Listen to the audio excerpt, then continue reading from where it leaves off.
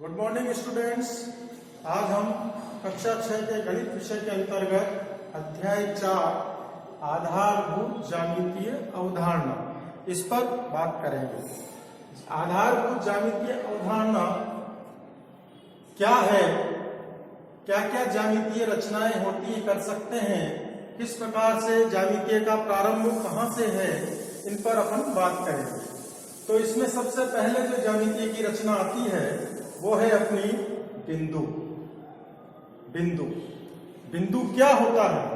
बिंदु के बारे में बात करें तो जैसे यहाँ पर तीन चीजें हैं, प्रकार है, पेंसिल है या सुई है।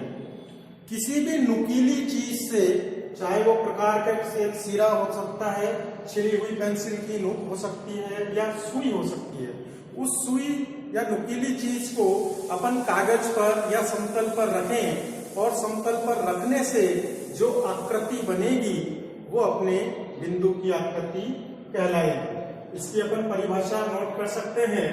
परिभाषा लिखें आप बिंदु की। बिंदु की परिभाषा क्या है, बिंदु किसे कहते हैं? तो परिभाषा कॉपी में नोट करें। समतल पर किसी नुकीली वस्तु जैसे प्रकार की नोक या पेंसिल की नोक को रखकर हटाने से बनी आकृति क्या कहलाती है? बिंदु कहलाती है। बिंदु बनता है, ये है बिंदु की आकृति। सामान्य रूप से कहीं पर भी जैसे अपन प्रकार है, पेंसिल है, मेरे पास ये पेंसिल है, मैंने ये पेंसिल समतल पर रखी और हटा दी। हटाने के बाद जो ये आकृति नजर आई बिल्कुल बारीक, ये अपने बिंदु की आकृति कहलाएगी। इसके बाद आता है रेखाखंड। रेखाखंड किसे कहते हैं? एक बिंदु से दूसरे बिंदु तक चलने पर रेखाखंड का निर्माण होता है। यानी दो बिंदुओं के बीच में अपन चले, पहले बिंदु से दूसरे बिंदु तक जाएं, तो इस प्रकार जो आकृति अपनी बनेगी वो रेखाखंड होगी। जैसे ये एक बिंदु है, बी दूसरा बिंदु है, ए से बी तक अपन चले तो इस प्रकार जो ये आकृति का निर्माण हुआ, यह आकृति अपनी किसकी कहलाएगी? रेखाखंड की। इसकी एक और परिभाषा है, निश्चित लंबाई की रेखा रेखाखंड कहलाती है।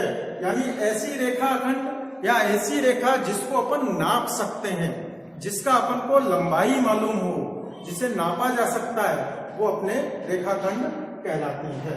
अगली परिभाषा पर बात करें, सरल रेखा। सरल रेखा क्या है?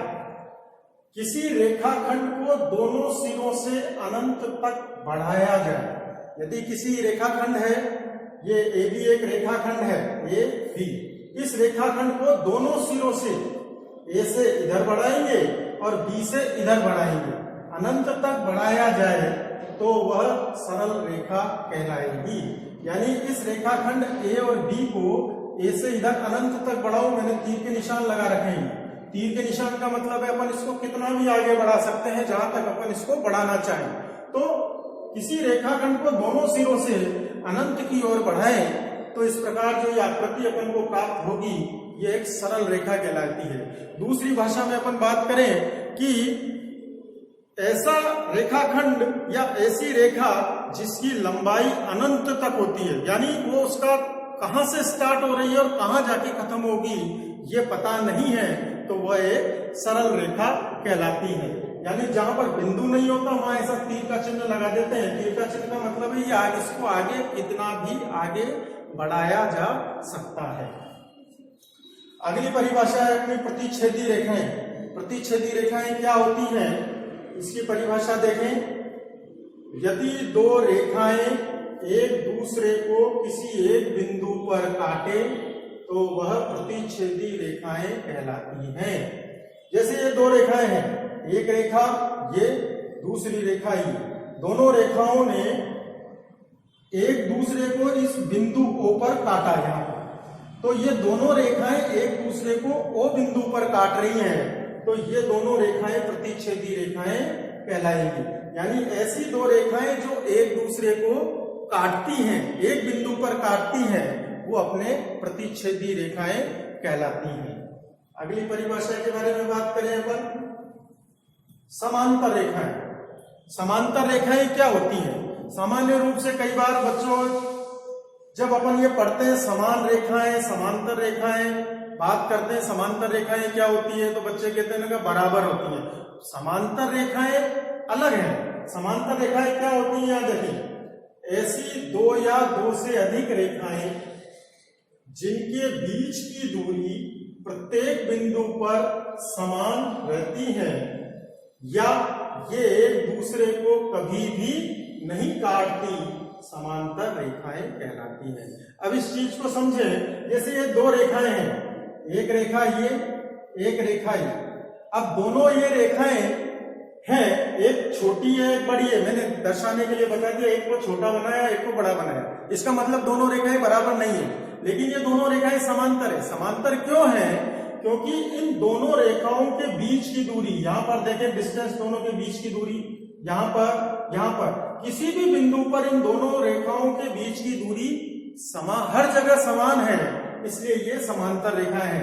और इनके बीच की दूरी बराबर है, तो इन दोनों रेखाओं को आगे अपन कितना भी बढ़ा लें, इधर से बढ़ाएं या इधर से बढ़ाएं, ये दोनों रेखाएं एक दूसरे को कभी भी नहीं काटेंगी।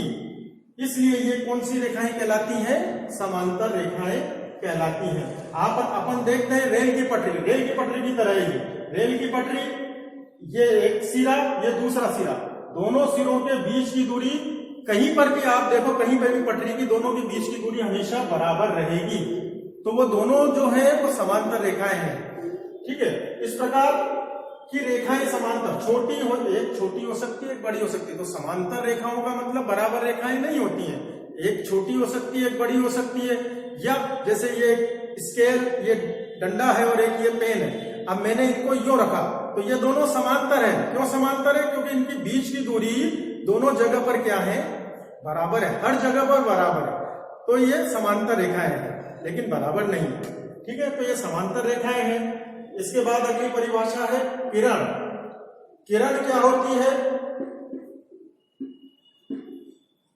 किरण किसी बिंदु से प्रारंभ होकर अनंत तक जाने वाली रेखा किरण कहलाती है।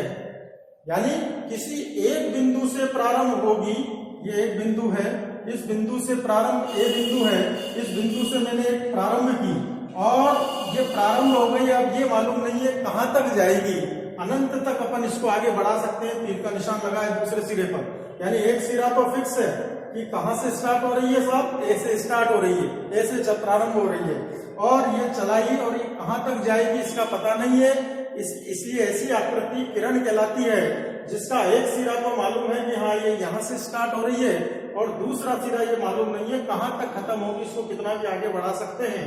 तो इस प्रकार की आकृति किरण कहलाती है। यदि किसी बिंदु से प्रारंभ होकर अनंत तक जाने वाली रेखा किरण कहलाती है। इस प्रकार अपन ने आज इसमें परिभाषाएं पढ़ी कुछ। इन परिभाषाओं को आप गृह कार्य की कॉपी में उतारें और आज का यह गृह कार्य है कि इन सभी परिभाषाओं को याद करें। धन्यवाद। इसके आगे के क्वेश्चन अपन अगले वीडियो में करेंगे।